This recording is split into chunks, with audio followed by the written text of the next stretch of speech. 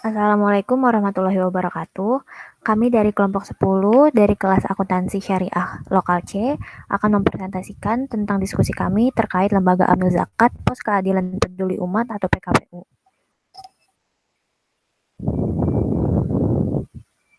Kelompok kami terdiri dari 6 orang yang tertera pada layar, dan topik pembahasan kali ini terdiri dari 6 subpokok pembahasannya. Itu yang pertama tentang identitas tentang entitas yang kami diskusikan, kedua terkait kebijakan penyaluran zakat, yang ketiga metode penentuan nilai wajar, yang keempat rincian jumlah penyaluran untuk mustahik, yang kelima hubungan pihak berelasi antara amil dan mustahik, dan yang terakhir tentang pengungkapan terkait dana non halal, dana amil, dan kinerja amil. Pembahasan pertama akan disampaikan oleh Galurandi.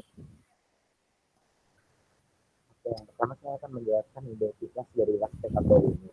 Pertama saya akan memberitahu latar belakang dari berdirinya LAS PKPU Inisiatif Umat ini. Bermula dari krisis keamanan di Indonesia yang mengorbankan pihak sipil, PKPU Human Initiative ini lahir untuk merespon panggilan kemanusiaan. Perjalanan selanjutnya penuh dengan tantangan besar yang mendewasakan lembaga ini. Pengelolaan bantuan untuk korban tsunami Aceh pada tahun 2004 itu menjadi tonggak penting dalam pengembangan kapasitas dan perluasan jaringan. Hampir 20 tahun lembaga ini bergerak dan berkontribusi untuk Indonesia bahkan dunia.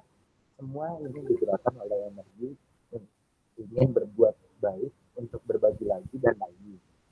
Nah, selanjutnya itu saya akan menjelaskan tentang 3 klaster program dari inisiatif ini. Nah, 3 klaster program inisiatif ini adalah yang pertama itu ada inisiatif for disaster, yang kedua itu ada inisiatif for empowerment, yang ketiga itu ada inisiatif for children. Ini, yang pertama ini inisiatif for disaster merupakan rumah besar bagi lembaga ini untuk merumuskan program dalam masa tanggap darurat bencana. Inilah garda terdepan lembaga ini dalam merespon setiap terjadinya bencana, baik itu bencana di level nasional maupun di internasional. Yang selanjutnya inisiatif for empowerment merupakan wadah untuk menyiapkan pemrograman pemberdayaan masyarakat. Ada banyak bidang yang dirambah seperti kesehatan, ekonomi, hingga pendidikan. Di rumah ini sasarannya adalah komunitas mulai dari keluarga menengah ke bawah hingga keluarga masyarakat, kelompok masyarakat menengah. Yang terakhir itu ada inisiatif for children. Awalnya ini adalah rumah untuk menggodok program untuk anak yatim. Bentuknya berupa membersamai anak yatim sampai tumbuh dewasa dan mandiri secara ekonomi dan finansial. Dalam perkembangannya program di rumah ini meluas karena makin membesarnya krisis sosial di beragam pelosok yang berdampak membesarnya pengungsi dunia. Nah, ini adalah beberapa contoh 3 program dari inisiatif. Yang selanjutnya saya akan menjelaskan kata kunci kata kunci dari lembaga ini. Itu adalah perubahan dan kemandirian. Perubahan berarti adanya PKPU Human Initiative harus menghasilkan perubahan ke arah yang lebih baik, lebih memudahkan hingga lebih maju. Terus yang selanjutnya kemandirian yang dimaksud adalah kondisi tanpa ketergantungan yang berlebihan. Nah, kata kunci ini sudah menggambarkan dari 3 klaster program inisiatif yang telah saya paparkan tadi. Yang selanjutnya mungkin saya akan menjelaskan bahwa masyarakat telah makin mempercayai lembaga inisiatif Human ini sebagai penghimpun dana yang terus membesar. Tidak hanya itu, sebaran proyek pengguliran program juga semakin luas. Bukan hanya di daerah Indonesia saja, PKPU Human Initiative juga menjangkau negara yang dilanda konflik seperti di Asia Tengah, Asia Selatan, Timur Tengah, bahkan hingga ke Afrika. Di usianya yang telah mencapai ke 19 tahun, PKPU Human Initiative terus menyempurnakan standarisasi pada program-programnya. Semua upaya ini merupakan langkah PKPU Human Initiative untuk mematangkan di berbagai bidang kemanusiaan, bahkan di level nasional maupun internasional. Nah, mungkin yang selanjutnya akan dijelaskan oleh teman kelompok saya, yaitu tentang kebijakan penyaluran zakat.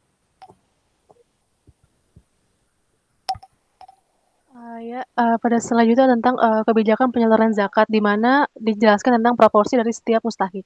Yang pertama, ini terdapat gambar yang berisi tentang penghimpunan dana dan juga penerimaan manfaat pada tahun 2016. Jadi total penghimpunan dana pada tahun 2016 itu sebesar 123.774 miliar.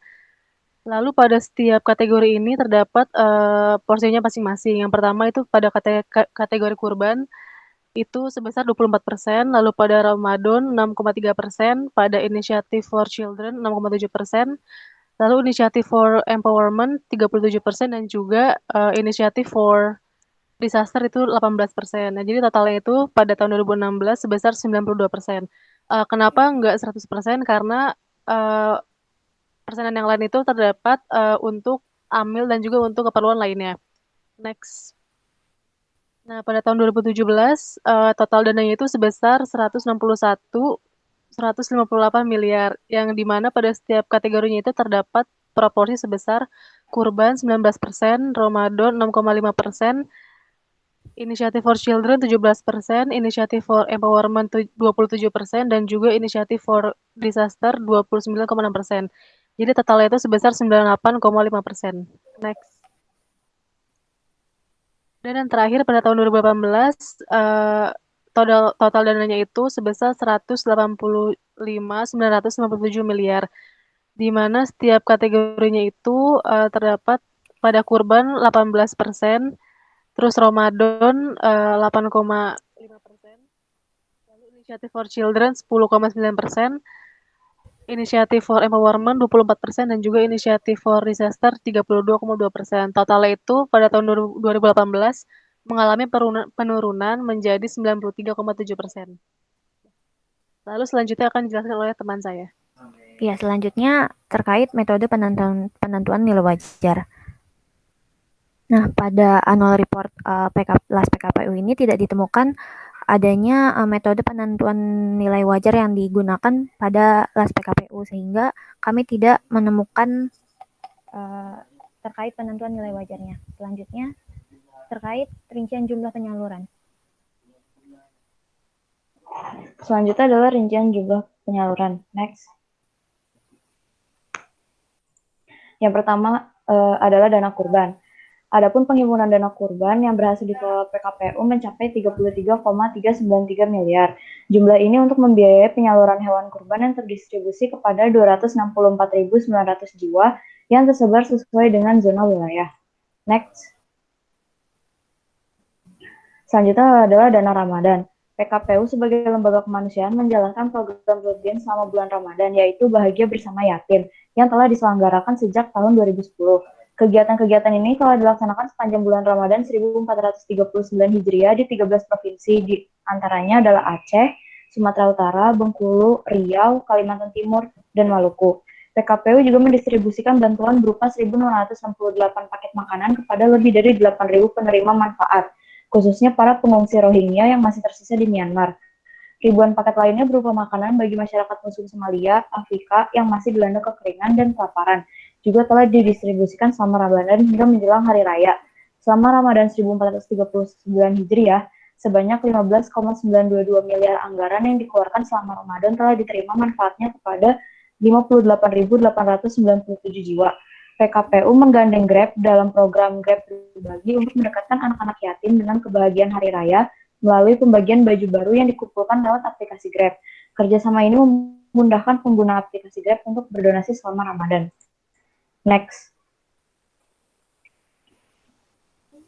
Selanjutnya, Initiative for Children. Ada beberapa subprogram dalam Initiative for Children. Yang pertama adalah HOME, Hak Opportunity Mentality Education.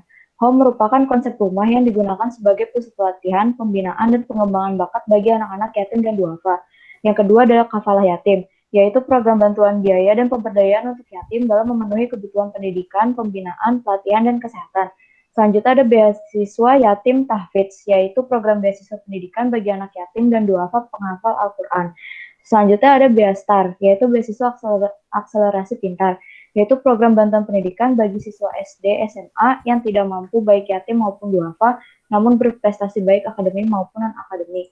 Next. Selanjutnya Inisiatif for Empowerment. Dalam Inisiatif for Empowerment terdapat program yang disebut Klaster Berdaya. Klaster Berdaya adalah sejumlah program pemberdayaan yang diterapkan pada tingkat individu, keluarga, maupun lingkungan. Tujuannya adalah meningkatkan kualitas hidup dan kemampuannya dalam meningkatkan kesejahteraan yang berkelanjutan.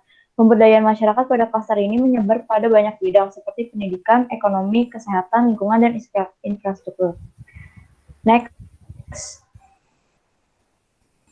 Inisiatif for Disaster.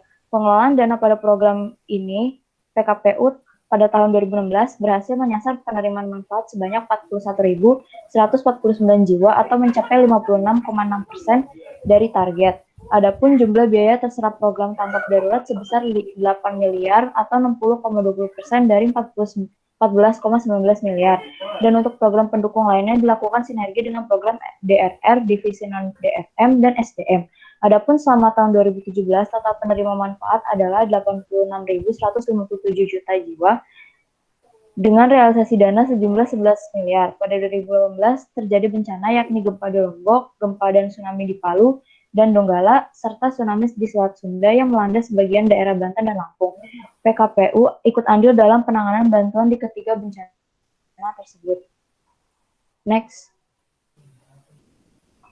Selain itu, PKPU juga menyebarkan dana manfaatnya ke berbagai macam negara, seperti Palestina, Suriah, Iran, Irak, Bangladesh, Thailand, Myanmar, Filipina, Somalia, Kenya, Afrika Tengah, dan Kamerun.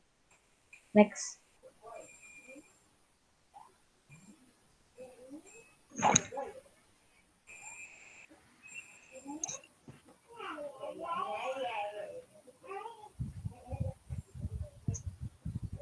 Selanjutnya yaitu hubungan pihak berelasi antara ANO dan Mustahik, yaitu di Lombok dan Sulawesi Selatan.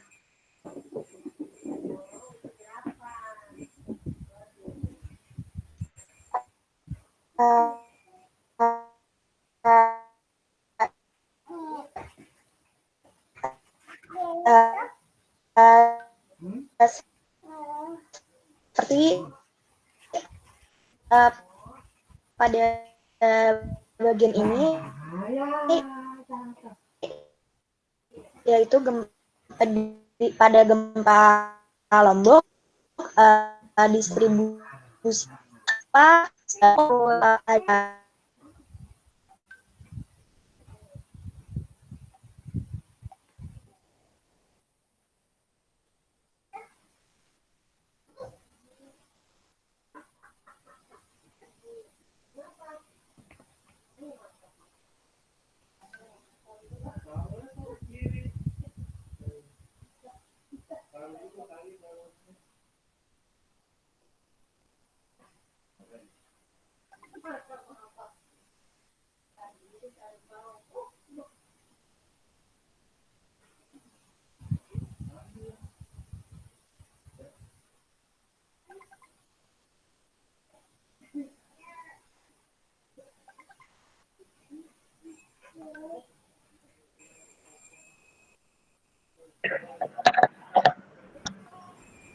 Next, selanjutnya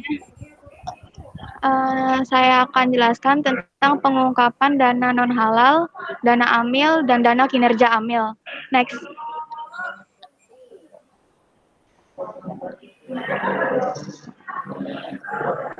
Dana non-halal yaitu dana dari semua penerima dari kegiatan yang tidak sesuai dengan prinsip syariah, antara lain penerimaan jasa giro atau bunga yang berasal dari bank konvensional. Sedangkan dana amil yaitu dana atas zakat dan infak serta dana lainnya yang diperuntukkan bagi amil.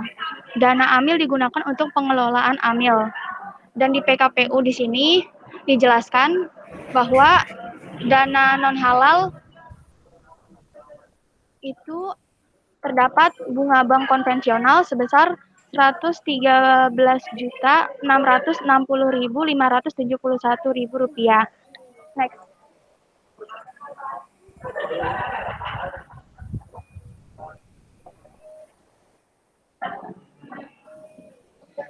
Selanjutnya kinerja amil.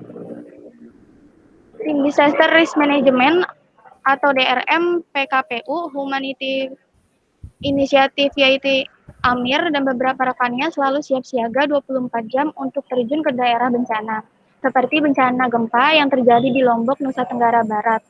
Waktu petang pada tanggal 29 Juli 2018. Dengan cara yang pertama, Amir beserta kawan-kawan berkoordinasi dengan relawan lokal untuk pemetaan wilayah dan skala kerusakan untuk menentukan titik pertama yang akan dievakuasi. Yang kedua, selanjutnya Amir berfokus pada kebutuhan air dengan cara mendirikan dapur air. Selanjutnya, untuk gempa di Palu dan Donggala memiliki kekuatan 7,7 skala Richter terjadi pada hari Jumat, tanggal 28 September 2018, di mana DRM KPU Humanity Initiative yaitu Amir dan beberapa rekannya selalu siap siaga juga dalam 24 jam untuk terjun kembali ke daerah bencana dengan memberikan bantuan dengan cara yang pertama, PKPU Human Initiative berkolaborasi dengan pemerintah membantu masyarakat terdampak bantuan tersebut dengan berupaya menyediakan barang-barang kebutuhan dasar untuk masyarakat di lokasi terdekat dengan wilayah yang terdampak. Yang kedua itu, PKPU Human Initiative juga menggelar pelayanan kesehatan berupa pos kesehatan dan lain-lainnya. Tak hanya bencana di dalam negeri, tim PKPU Human Initiative juga mengirimkan sejumlah bantuan ke pengungsian yang terkena dampak bencana seperti di luar negeri. Selanjutnya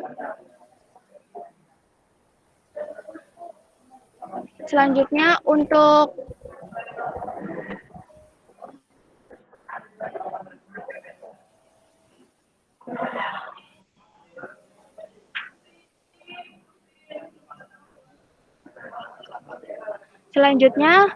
tak hanya bencana di dalam negeri. Next.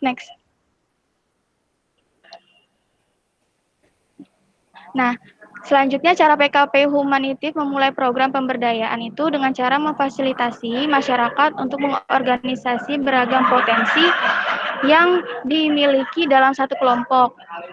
Itu cara PKPU untuk memperdayakan. Selanjutnya akan disampaikan oleh teman saya. Oke, kesimpulan pada pembahasan diskusi kami yaitu secara keseluruhan penyajian laporan keuangan LAS PKPU sudah sesuai dengan PSAK. Namun terdapat beberapa kekurangan yaitu tidak adanya CALK atau catatan hasil laporan keuangan. Jadi di dalam laporan keuangan tersebut tidak semua mengungkapkan yang di dalam tidak adanya pengungkapan seperti pengungkapan perhitungan nilai wajar. Nah, kelompok-kelompok mustahik yang mendapatkan manfaat dana juga tidak disebutkan.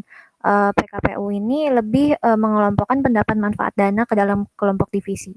Nah, dana amil juga tidak dicantumkan dalam laporan keuangan dan tidak terdapat keterangan bahwa laporan keuangan tersebut sudah diaudit atau belum. Sekian pemaparan dari kami, kurang lebihnya mohon maaf. Wassalamualaikum warahmatullahi wabarakatuh.